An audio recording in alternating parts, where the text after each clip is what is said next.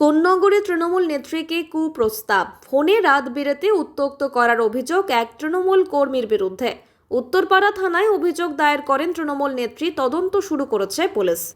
ঘটনার সূত্রপাত মাস 3 আগে কোন্নগর পুরসভার জলকল দফতরের কর্মী বিশ্বজিৎ মণ্ডল ওরফে বুচু, পুরসভার পরিবহন দফতরের অস্থায়ী কর্মী, প্রাক্তন কাউন্সিলর ওই মহিলা একই অফিসে কাজের সুবাদে ফোনে কথা হতো তাদের।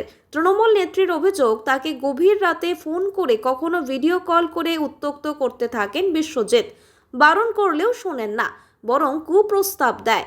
সেই হোয়াটসঅ্যাপ মেসেজ স্ক্রিনশট তুলে রাখেন কাউন্সিলর। এ বিষয়ে কোন্নগর পুরসভার চেয়ারম্যান স্বপন দাসকে অভিযোগ জানান তৃণমূল নেত্রী।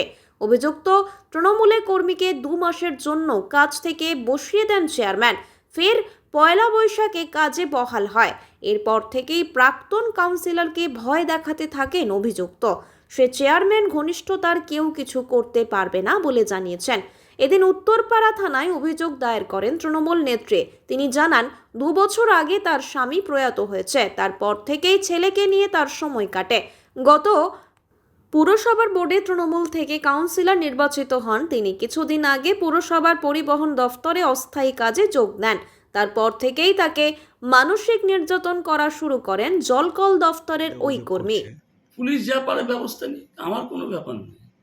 যা আইনত, যা পুলিশ প্রশাসনের যা ব্যবস্থা নেওয়ার দরকার সেটা নিক, তাতে আমার কোনো আপত্তি নেই।